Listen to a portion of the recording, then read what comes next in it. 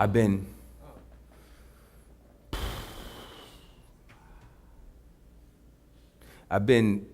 challenged in this past week about what I believe. Nothing went wrong for me. See, because people think, oh, challenge, he must have went through some stuff. No, I'm good. Things are good. See, some of we get so used to having to go through something to learn from God, and you've decided that that's the only way he can teach you, so that's the only way you got to learn. I've decided, let me help you out. How many of you have ever been to school? That's everybody in the room. Everybody been to school? Who's never been to school ever? Just, I've never been to school. Okay, so everybody been to school. When you were a kid, you went because what? You had to go. Mama said you was going, doggone, you was getting, I don't care how you feel. I felt your head, you ain't got no fever, your behind's going to school. And sometimes they just want you to go to school so they can have some quiet time, just get you out the house. That's the only time of the day that I whined and fed you and taught you to walk and change your diaper. Now I can get you out the house for 4, 5, 6, however many hours a day. You getting out. You getting out of here. But then you got older and nobody could make you go. It was your choice. How many of you went to school when it wasn't your choice? I mean, it was your choice, but you still went anyway. Okay, so that's almost everybody in the room again. Why did you go to school when you were now free not to go?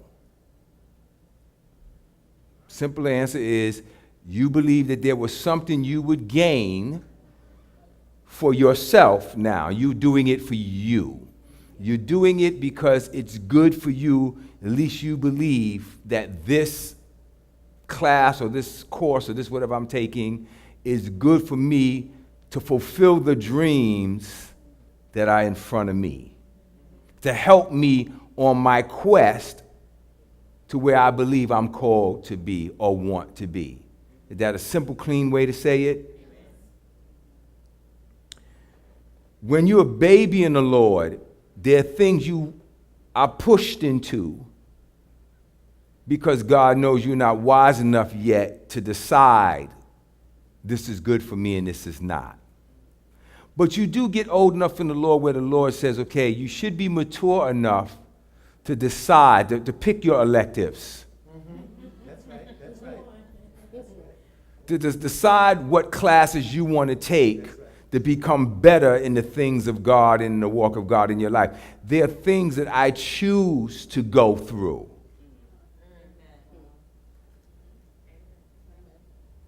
I'm not talking about happy, joyous things and I'm dancing around singing hallelujah and waving the flag. I'm talking about things that are grueling to me emotionally sometime and mentally sometime.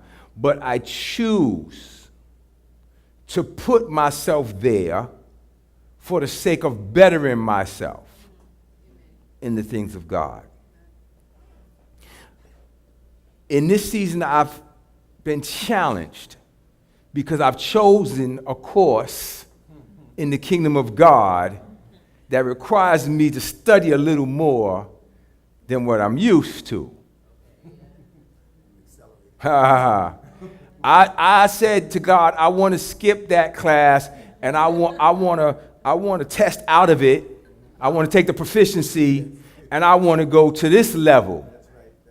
And God said, well, that's a little extra work on you there because you still got to complete that course too. And if you proficiency and you don't pass, you're going to have to take that class again. And I said, bring it on, Father. I want to move to the next level. And as a result of that desire, I've been challenged. I've been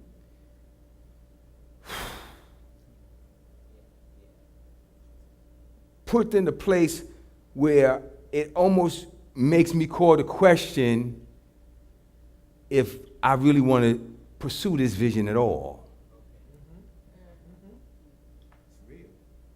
I've been put in a place that it's made me have to look at the bigness of the dream in front of me and decide if I want to opt out and just take, what do they call them classes? Liberal arts.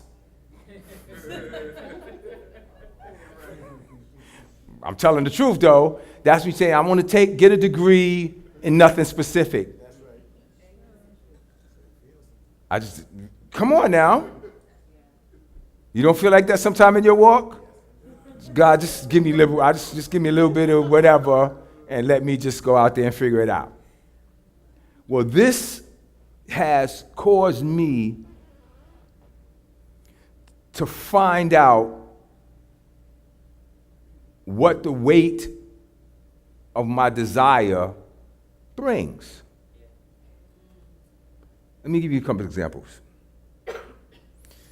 Nazi, you went to a special school for a while. You finished now, or are you still going? You finished. How long did you have to go there? A year. And I watched you while all the kids were running around playing and falling and crawling under the couch and screaming and running up and down. There you are sitting at the table with your computer open, working. Saturday working, had to take classes after classes on the weekend, classes on Sunday, classes just before you went to bed, classes as soon as you woke up in the morning, just classes. And I would see you sometime looking like, I just want to take this computer and just smash it up against the wall and scream, I quit. But you chose those classes. You decided you want to take this special course, right? And now you've done it. But you did question at times if this was a good idea, right? But why'd you keep doing it?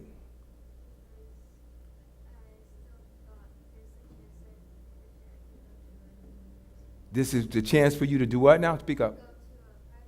To go to a private school. And this is what you believe was required, or this is what you knew was required for you to be in the position that you can go to this kind of school you want to go to. So you took that pain or that pressure or that frustration from time to time just so that you can reach that goal. You didn't have to. You could just go to regular school. But you decided you wanted something different. Better, whatever. Different for you. It's a desire of your heart. You got promoted. And you know what you had to go through. Forget the stupid stuff. I'm talking about just period. The level of discipline you had to take on just to be in the place to receive this promotion. You went through and through and through, right? To get the promotion you believed you wanted. So here's what God began to show me. As I'm sitting there dealing with levels that are bigger than things that I've conceived, I started asking myself this question. And I don't know how this works into the message, but I'm here, so I'm going to do it. Are you all right with that? I think you'll like when I do this. I start saying, God, what's it all about for real? I'm 57. Does it really matter? I start to ask myself, is my life okay the way it is enough that I really don't need all of this vision and dream? And if I get it, then what? Then I start to think about this. Because some of you may not be there yet. You're still young enough that you're not thinking that way. Then I start thinking about this. How many years do I have to have this dream and be disappointed and still get back up and keep having this dream? You know, some things I've been believing for a very long time. Anybody other than me? Like, okay, and I'm still believing. Sometimes barely, but believing. And have you ever stopped, those of you who put your hand up and said, is it really worth all of this? It's been that kind of week. Again, I'm not frustrated, I'm not angry. It's just like, my life would be so much simpler if I just wasn't doing that. It would be so much easier if I wasn't challenging myself all the time to greater things, putting myself around teachers and mentors and people that were forcing me to now have to learn a new skill.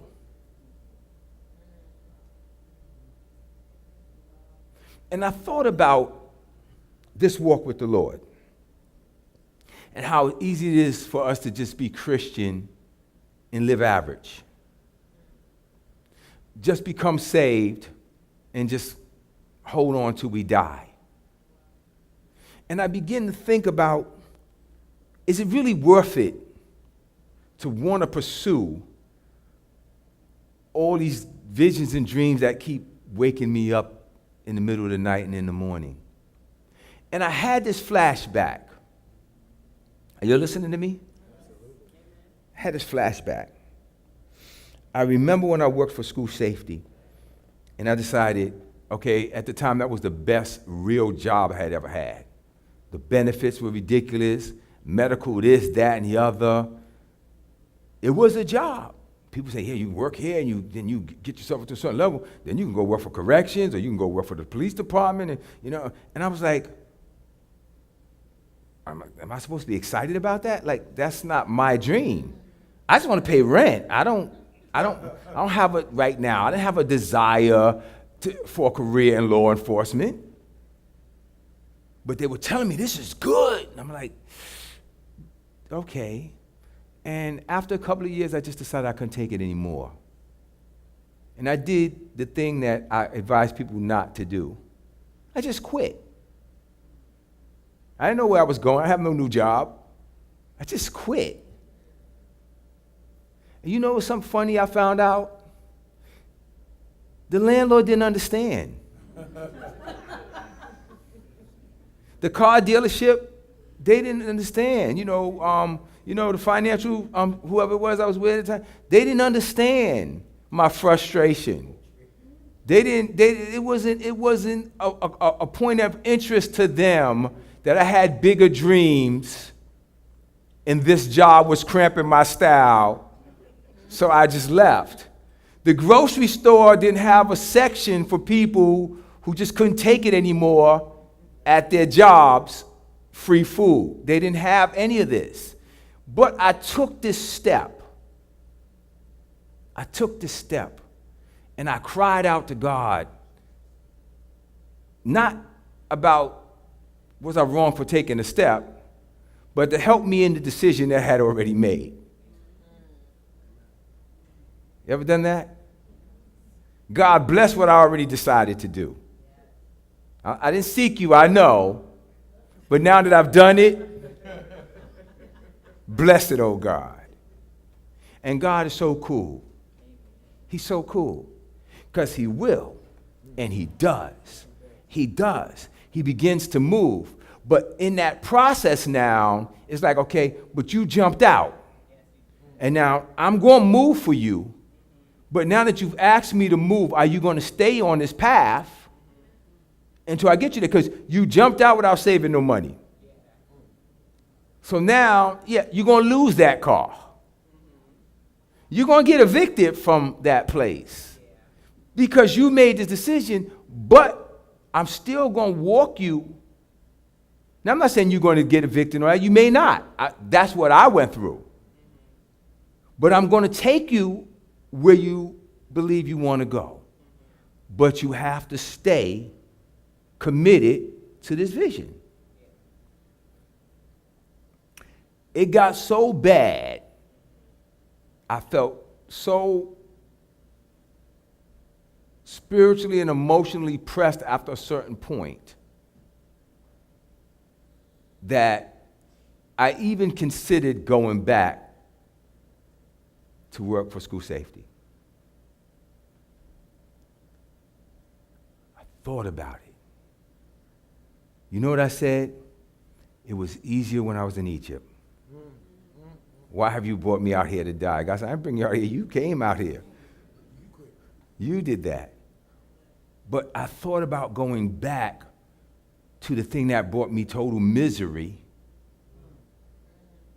because it looked better than the road that I was on. I'm speaking to people, huh? Am I speaking to somebody? Some of you looking at that right now? Good, then maybe this is for you today. It's just on my heart. And I remember just fighting with it, the shame of going back. I felt this shame.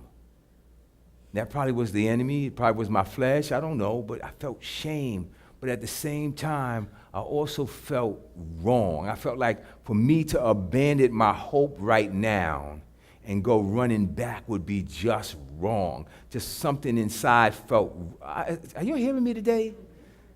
Who's there right now? Just felt wrong to go running back.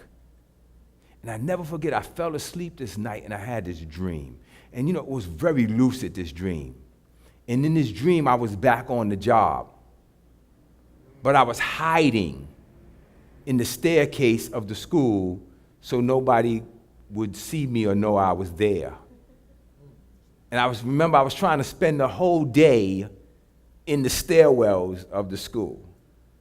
And they were calling me on the walkie-talkie, and I'm responding, but I didn't want to go to the office because I didn't want people to see that I was back.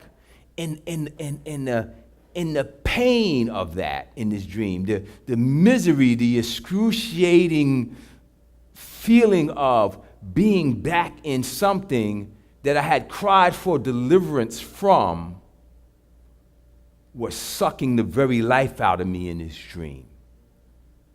And I remember that scripture.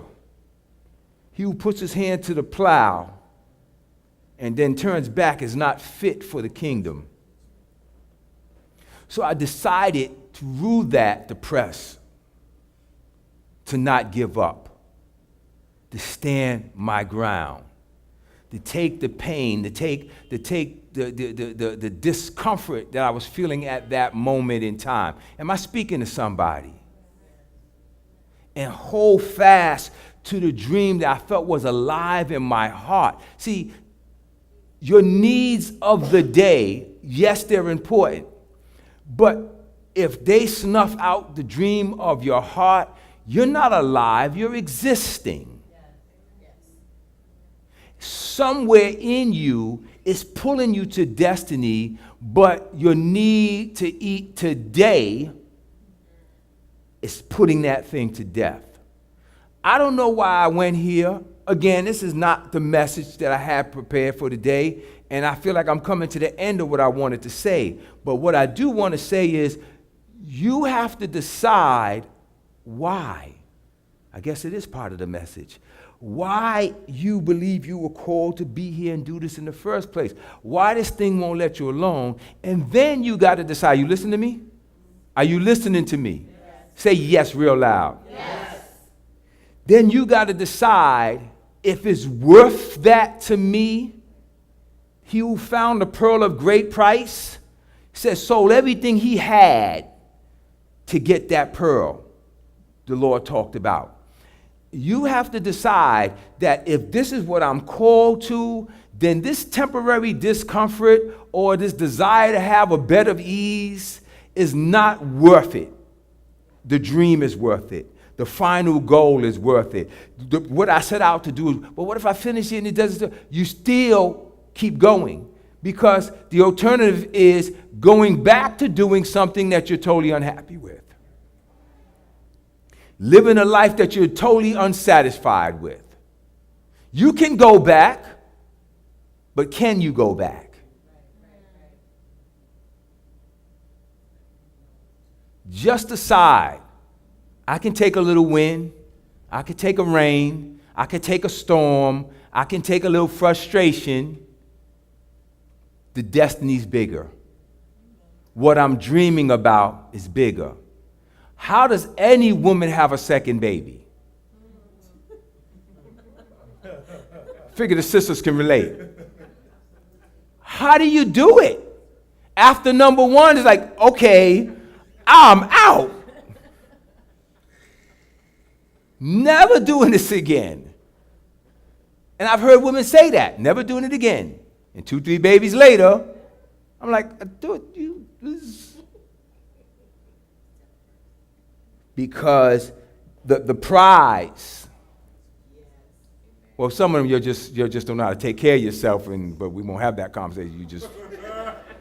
But for those who, some of you are just nasty.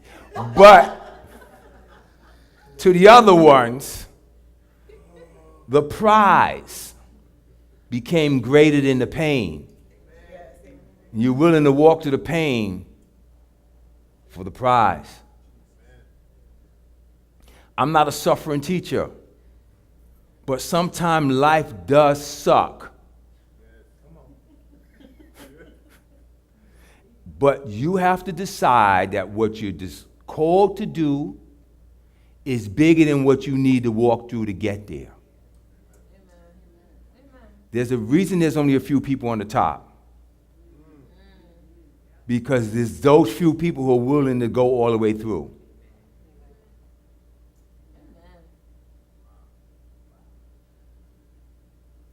I need you to reaffirm in your heart today, as I'm doing right now, why am I doing this?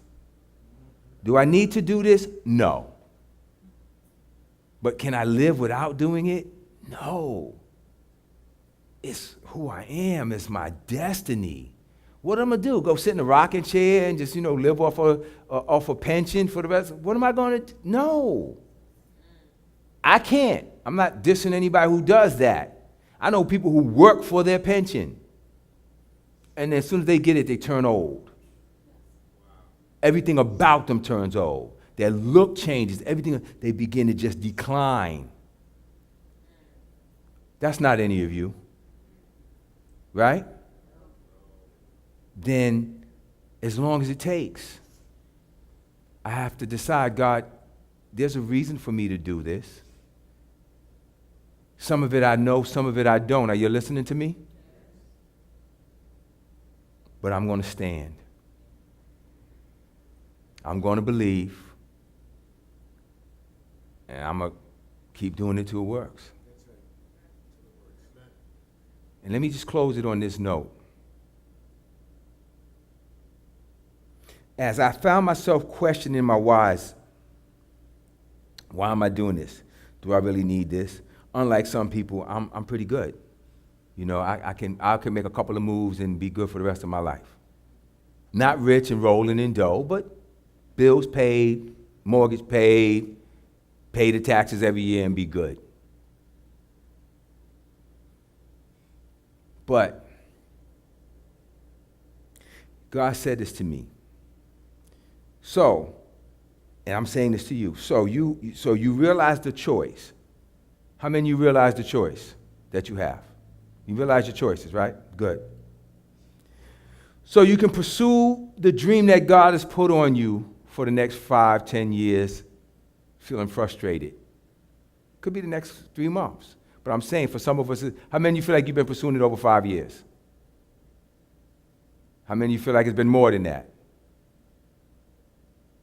How many of you feel like it's been less than that? Okay. So here's the key. Do what you're doing and pursue for the next 10 years, or do what you don't want to do for the next 10 years. It's your choices. I spoke to somebody that come into business and doing something. They said, well, you know what, I'm not as young as I used to be. And I would love to do that with you, but I don't. You put a lot of years into this, and in 10 years, you know how old I'll be. And I said, and how old would you be in 10 years if you don't do it? Did you get that? Yes, you're still going to be that age. Difference is you possibly have a serious thing that you want to do and your dreams come true, or you'll be a Walmart cashier in 10 years. What's your desire? Anything that's worth having is worth fighting for. So, just be encouraged. Just be encouraged. If you tried to walk away from it more than once, and it keeps pulling you back, maybe you need to not try to continue to walk away. Maybe you need to let it play itself out. But I got a job, I got bills. Okay, well, you becoming a master at that job. What are you doing to develop your skill set in the thing you believe you're called to? You need to be doing something. Even if you have a job, you still need to be doing something. Take night classes. I don't care what you need to do, but there's a way to get it done. Forget classes. Get out there in the field and start working for somebody doing it. Forget classes. Forget I said that. Oops, forget that. This woman who's mentoring me and teaching me and showing me how to construct this business and doing things that I never imagined doing in a period of just a couple of weeks, never finished high school.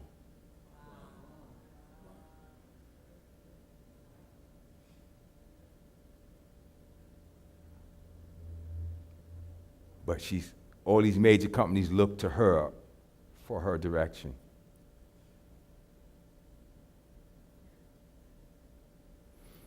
Not telling nobody to drop out of school. I'm just saying, sooner or later, you got to get out of class and hit the road. Amen. You got to, stop learning and start doing. And I'm in the place that I am to be helped to this next level because of the doing. I've learned enough to be taught to the next level. That's it. That's what I'm saying on that. I hope that helps somebody.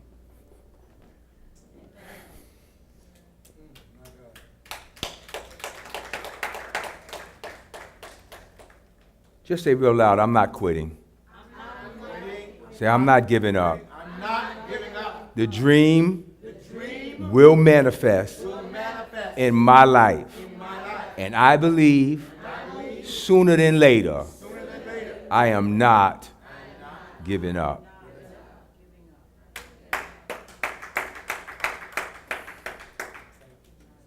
Again, that wasn't part of the message, but I'm glad it helped somebody. This week has been challenging for me, again, just in that.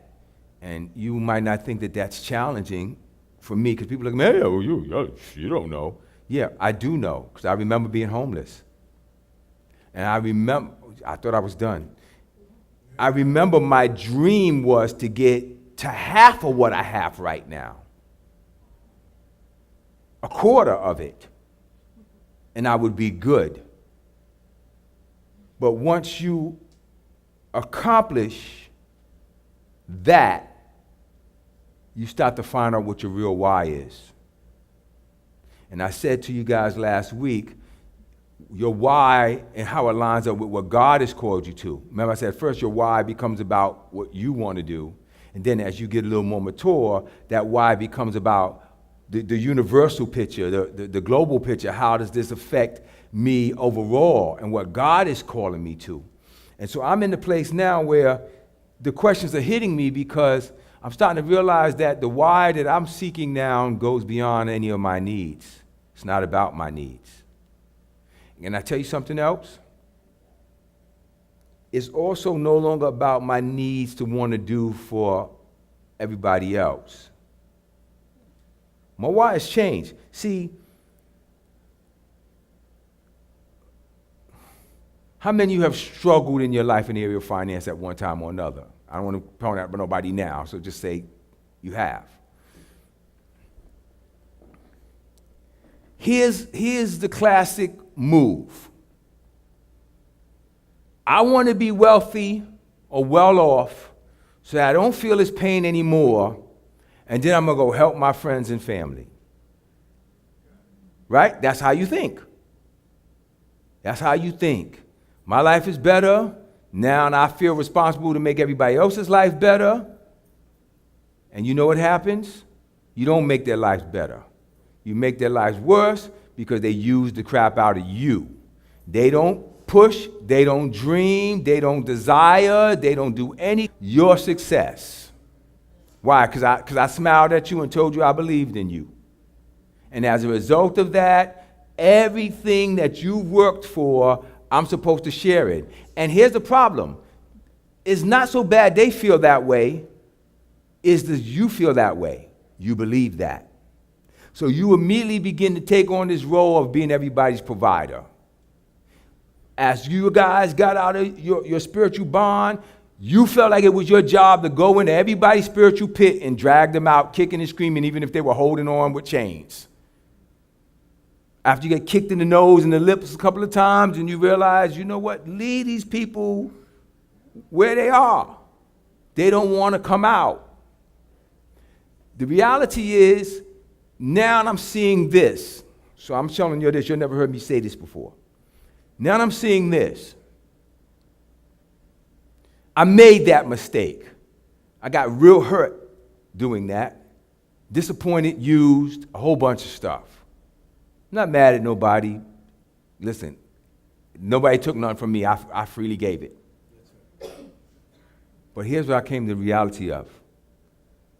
God doesn't prosper me to become a handout station.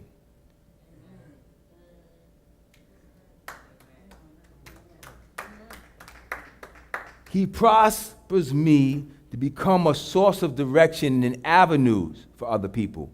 I tell you what I will never do again. I will never carry anybody's load and just pay their bills. But I tell you what I would do. I'll set up a college fund if you want to go to school. I'll do that. No, I don't want to go to school. I just need to pay some bills. Well, figure that out then. But I don't have no place to live. Figure that out. You in the U.S., there's plenty of social programs. They carry all of us. You figure it out. But I will help you by putting things in place so that you can better you. So when you get set up, can I get a job? No. Why? Because you asking me. Nazi? Thank you. Sit up straight. You asking me, the answer is no. I got HR. You take your resume to them just like anybody else, and I don't even want to see it, and I don't even want them to let me be affiliated with me at all. They will either fire you or hire you based on your skill set, not your relationship with me. But this is what I'm learning. God expects us to depend on Him and grow in Him, not find a person to latch on to. God is challenging me to be a better manager of the resources He gives me. He's in my face about that. Does this speak to somebody too? He's telling me that I need you to stop thinking because I blessed you, you are now burdened with the need to make everybody else blessed when I blessed you. Did you hear that? When I blessed you, I created a relationship between me and you so I can take care of you, and then you perverted it by turning around and taking care of somebody else, thereby not letting them develop the relationship with me that you developed. Would I help people? Sure. Would I give people gifts? Sure. I'm going to, absolutely. Would I buy things? Yes, absolutely. There's certain people I know, they can have anything they ask me for. My little brother Jeff is one of them people. But you know what I know about Jeff? Jeff ain't no bum. Jeff ain't going to try to ride the wagon. He going to contribute whatever way he can, and he ain't going to ask me for something unless he really needed. And that makes me say, I'll give him anything he wants. And some things he won't even ask for, I'll just do. We do that for each other all the time. We just see something in the store and say, I think he would like that, and just buy that. That's how we are. But I'm not his God. He's not mine. We both have our own relationships. We both pursue our God from our own place, and then we're free to distribute as God leads us to.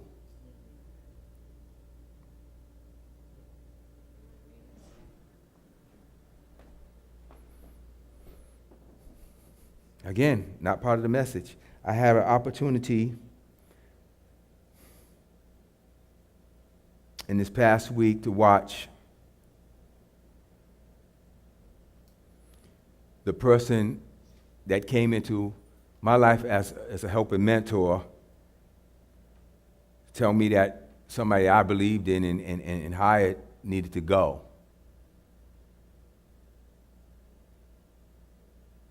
And that was rough. That was rough for a couple of reasons. Nazi, come sit right here. I know you was out hanging up all night with the kids, but we'll kind of keep you awake.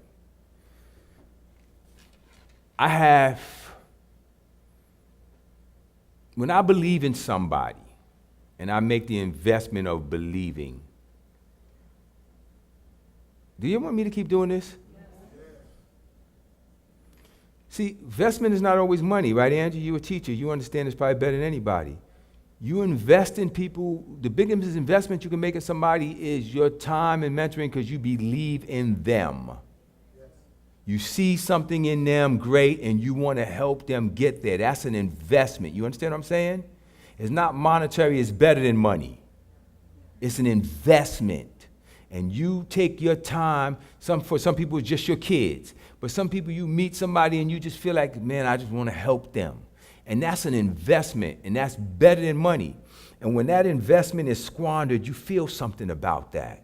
You feel betrayed when somebody spits at you and tells you your investment in them wasn't worth anything or wasn't anything because you put your time in that person. You made that investment. And when I make an investment in somebody, it's because I believe in them. And when somebody challenges that, I have a couple of reactions to that. One, disappointment in that person. Two, disappointment in myself for believing in that person. It makes you begin to question what you see as valuable. Am I talking to you today? You ever been there, or is it just me? You know, it can even be your own kids. You put your time and your effort in to raise them right, and then you start to see them do stuff that goes against what you raised them to do, and it makes you question your value. It makes you question your input. It makes you question your investment. Yes? But my professional said, no. This is not working. And my instinct was, let's give it more time. I'm like, you're paying for this. I'm like, no, not yes. It's not about money. It's about an investment that could be put somewhere else. But you want to continue wasting your time putting an investment in something because you've made an emotional attachment to it because the failure of it means something to you more so than what it's really worth to what God is doing in your life right now. Are you listening to me? Are you listening to me? Let me say it simpler.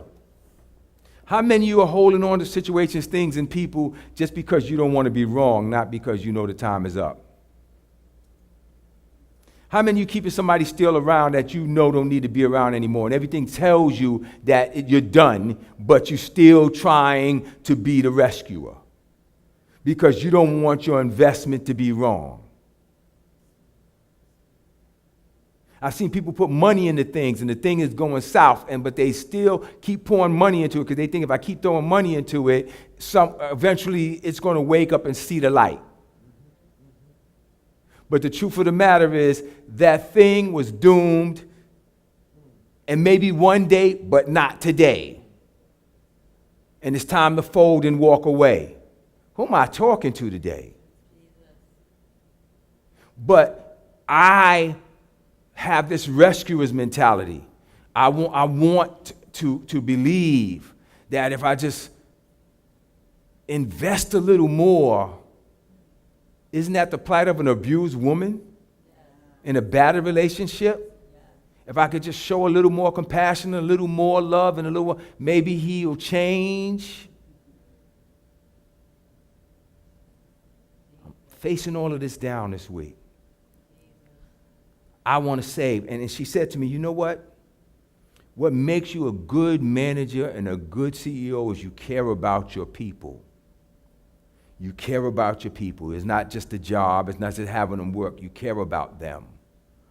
But there's a line, and I need to yank you back across that line.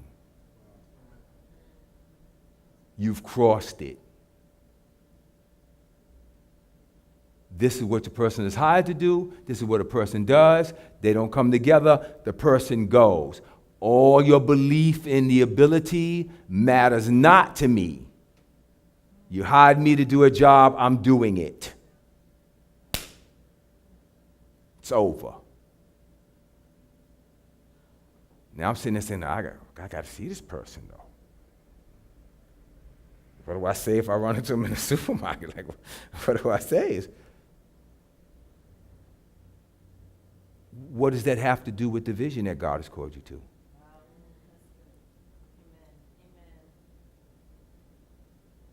Get those things right and come back, and we'll talk again. But today,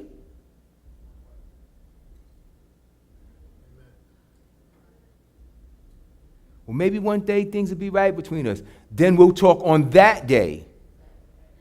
But today,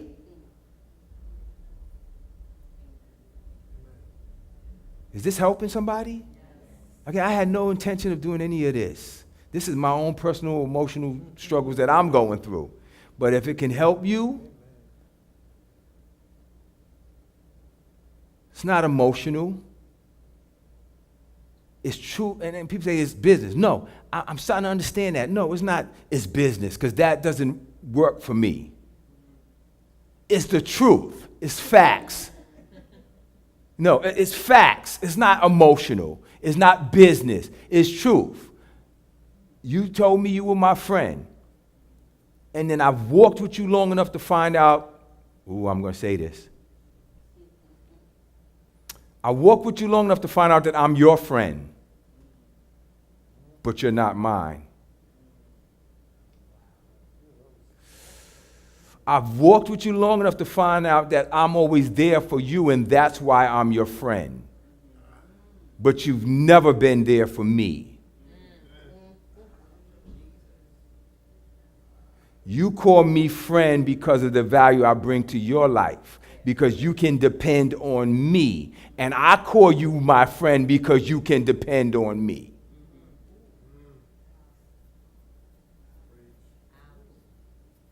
Who needed that?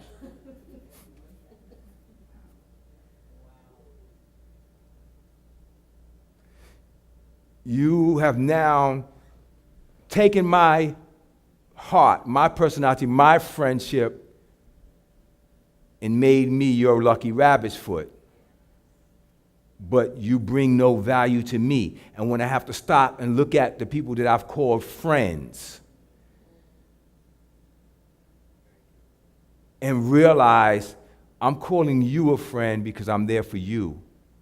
But if I need you, or if I need somebody, let's do this a minute. This is not even part of the message. Let's just do this.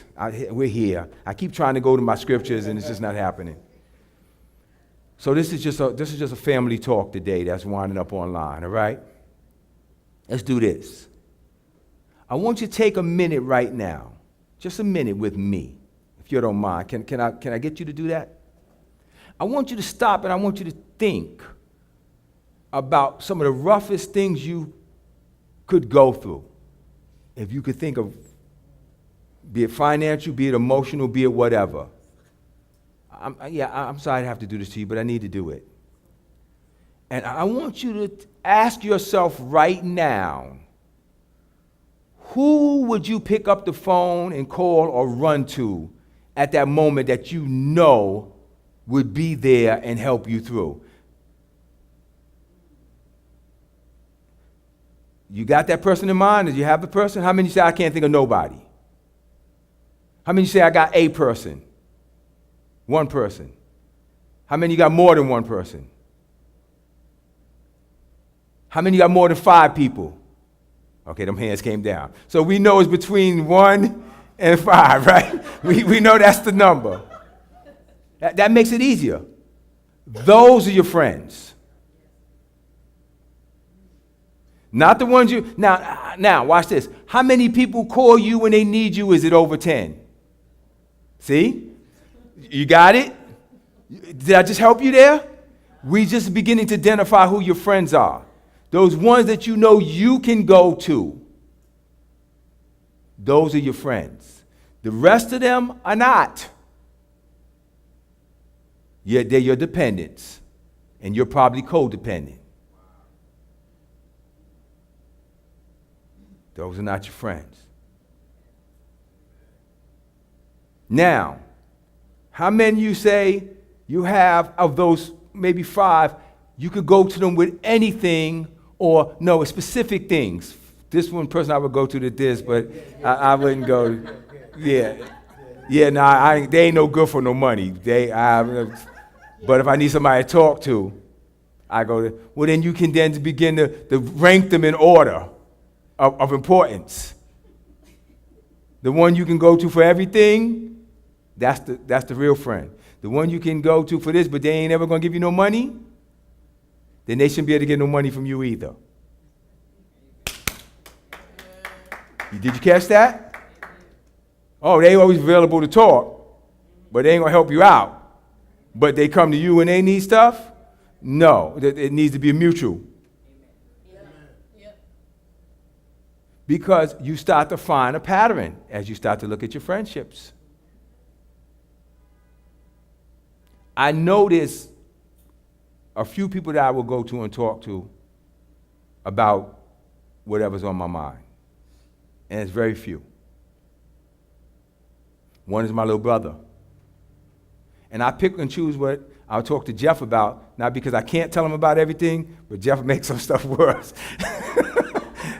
Because Jeff immediately get mad. I'm like, okay, Jeff, I'm trying not to be mad now. I want you to talk me down off the ledge. Don't go buy me a gun. Talk me down, Jeff. Bring a brother down. And I remember that one time you did. I was ready, and Jeff, he talked me down. He brought me down to earth. So, but there's certain things I know Jeff right away. Jeff's gonna be like, he gonna come right to my level of anger and take it to the next level. So, gotta find people that. But anything else, I know I go straight to Jeff. I can do that. I go straight to my wife. I can do that. I can do that. People that's your friends, they make you better. How many you have friends more than what you're doing? Those are good friends. Those are good friends. Those are good friends. I feel like, man, they never satisfied with nothing. Yeah, but they push you to do better. Those are good friends. The word says there's a friend that sticks closer than a brother. I love to help people. That's my nature. I don't expect people to be to me what I am to them. And I've come to the realization that that's a bad thing. That I expect to be this way, but I don't expect to get it back. That's a bad thing. That's why a lot of sisters wind up with no good men, because they figure I'm a good woman, but I don't expect all men are this way, and so I just might as well accept this because this is what comes with the territory. And so you accept things for yourself that you don't really want, but you think that's all you deserve. Got real quiet. All men are not dogs. Truthfully speaking, a lot of us are not, but we know we can be. Because we know you let us, so we will. So we'll pee on the furniture because we know you'll let us. I should try to find a nice way to say it. Because we know you'll let us. But if you demand quality of me, and I know you approve of quality from me, I will give you quality. If you expect greatness of me, and I know that you will approve of and validate me for the greatness you ask for, I'll give you that. And if you think you're going to make me better by putting me down, I won't. I'll go find another woman who will make me feel valuable.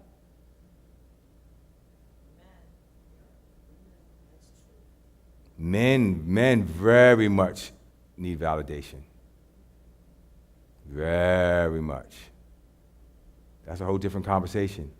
I tell people all the time, every time I have a counseling session, like, women need to know they're needed. Men need to know they're valued. Men we don't need to be needed. Sometimes they're like, oh, come on, get off of me. But we need to be valued. Again, I don't know where I'm off on all of this. Every time you get in a situation, God will say stuff like, haven't you heard? I pay the bills and stuff. What more does she want? Because to him, his value is in what he provides, not in making her feel needed. I don't have to make you feel needed. I pay the bills. That should be common sense. You should be able to see it from that. Women don't see it like that. It's like, no, I need you to tell me that I'm valuable, that you need me, that you love me, that you. Man, like, she don't need to tell me that. I'm good. I came home, the food was cooked, so I know she loves me. And it's a weird combination that happens between male and female, where men don't want to cross that bridge and understand, no, you got to tell her. She needs to hear it. You got to tell her. You got to say I love you. You got to say you're valuable. You got to say I need you. You got to say you're my favorite girl. You got to do that. I've been doing that with my wife since I married her.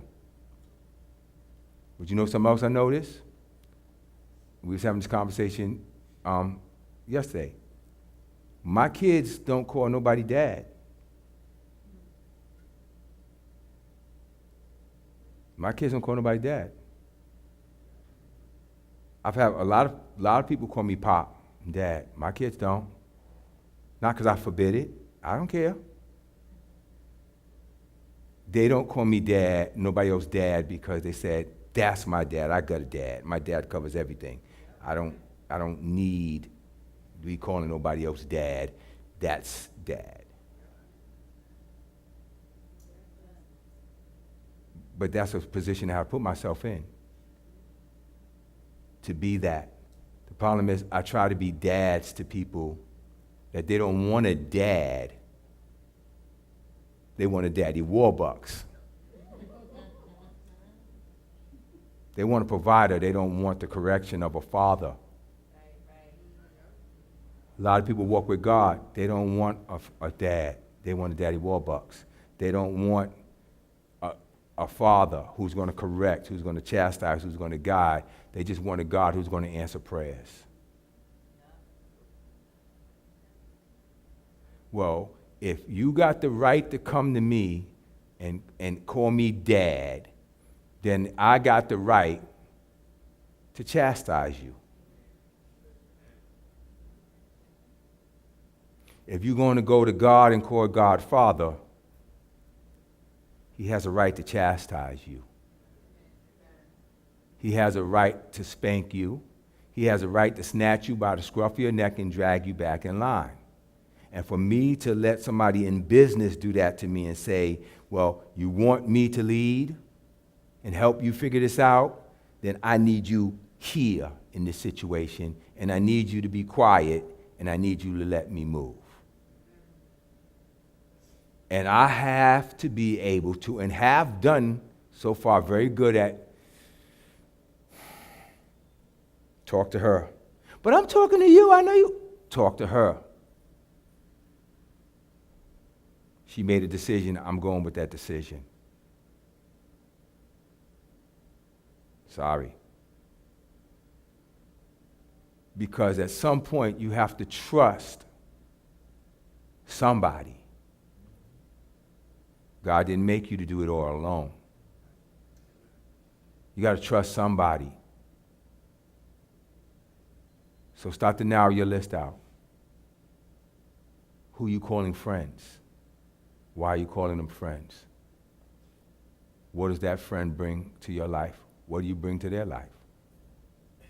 And if you have a friend that all you do is call them when you want stuff, but you're not there for them when they need stuff, you're not their friend. They may be your friend, but you're not their friend. Because I know when you hear me say this, you're thinking about all the people that do that to you. But I really want you to make sure you understand there's people you may be doing that to as well. You take their money because they'll give it to you, but you're not their friend. You'll take their time because they'll give it to you, but you don't really care about their well-being one way or another. How many of you feel like I've been a friend to you? How many of you feel like you've really been my friend? And the hands went down, you see? And I want you to know that. I'm not accusing anybody. I'm good with all of y'all. But I'm saying you need to ask yourself that question. Have you been my friend? Are you my friend? I'm your friend. Are you my friend? You sacrifice for me like I sacrifice for you? Will you be there for me like I'm there for you? I'm not lonely. I'm not missing nothing. I'm good. You don't ever have to be there. I'm just letting you know I've been judging for the past maybe 6 months the relationships in my life based on that. Who I can go to. I know I can call you, and I know if I call you, you'll be there. I know you will, Angie. I know you will. I know it. I know it. I don't bother you with stuff, but I know if I needed to, I could call you. And that I know. There's no question in my mind about that. There's no question in my mind. Esther, I know it. Know it. No question in my mind. Even though I've never called you for anything, I know, Aisha, that I could. I know I could. No question in my mind. James's, you already know. I call yours, so you'll know. We don't you understand what I'm saying? And others of you, but different levels. But I'm talking about for anything. The people I know I could call anything. What I'm being challenged with at this season of my life is, as God is pulling me forward, why is he really pulling me forward? What's the real value of me having to do all of this? Do I have all the answers? I don't know them all. But I do know this is a bigger picture than me. It's bigger than my needs. It's bigger than my wants. It's bigger than my desires. It's a God purpose in it. There's a God purpose in it. You just going to call this message Family Talk and then put the date and then the date. There's a purpose for it. There's a purpose that thing won't leave you alone, that it keeps coming back. There's a purpose that you no matter what else you try to do, you keep getting pulled back to that thing. There's a purpose, and you need to find it out, or just go through your life incomplete, working somewhere that you're not happy and unfulfilled. That's it. We're done.